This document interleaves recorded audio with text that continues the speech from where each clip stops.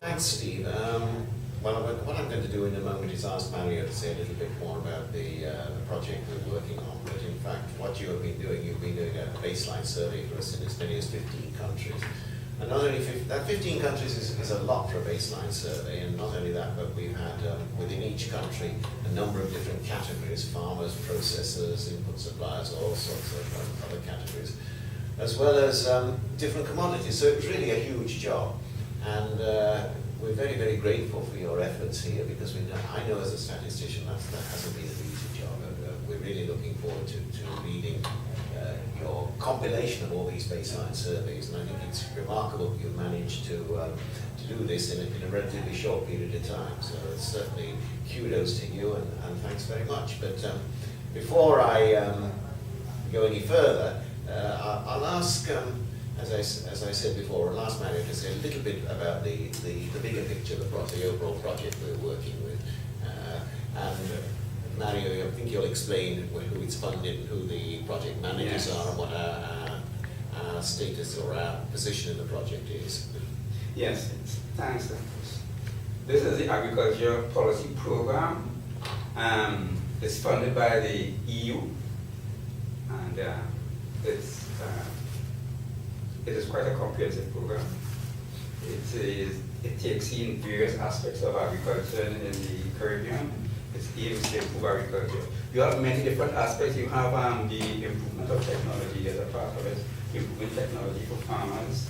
There's a part dealing with value added. Instead of just producing primary products, we're going to work on and do research on value added products. There's a concentration on women and youth. Climate change, very important aspect also.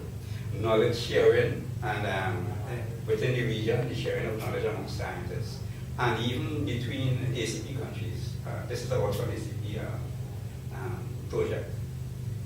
So you find that we're going to have exchanges between Pacific, Caribbean, African countries. We have improving the trade protocols for easy flow of products, and training of scientists. So this baseline study basically was to get information as standard, take a snapshot of what it obtains in the region, and see how we could build on it to develop these aspects. Okay, thanks, Mario. Just let me add that there's three components of the project. The project, as Mario mentioned, is funded by the European Union, and CARDI is responsible for component 2, which is technology and generation. The other two components are the responsibility of ICA and CARICOM, and in fact ICA are the overall project managers for the region. And as I said, we are doing component 2, technology generation, and that is, we have to get a baseline position before we can go any further, so that's where you're working in, Steve. Greg, I've had a quick look through this. I don't know whether you've had a chance to look through it, but it looks like a pretty comprehensive document to me. Yes, well, we seem to have very successfully completed what is an important part of the baseline work.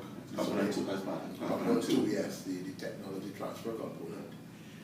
We believe that this information, which I understand covers all the different 50 countries, will help us, will help CARDI, in particular in designing, the interventions and the technology transfer component. So we really want to welcome and thank Mr. Maxime, Science-Based Initiatives, for this effort. We know it would have been a real demanding process, because you're talking about 15 countries. And I gather that pulling it together would have been a very exciting process, challenging process. Challenging is and it will be good to look at where we have commonality, where we have differences, what is unique. As a result of this. As an earlier part of this particular interview, I was explaining to Dr. Fortune, who is the technical coordinator for the project at CARDI, and some of the interesting findings to date, and in terms of my good fortune to be able to be part of other baselines that will feed into this, including some of the work that ICA has been doing with IFAD, that project that Fortune coordinated that I worked on. So I'll be able to see some similarities, so that we're getting away from the silo effect of disparate bits of data all over the place. And I think one of the things that really stood out was the paucity of production data available in the region.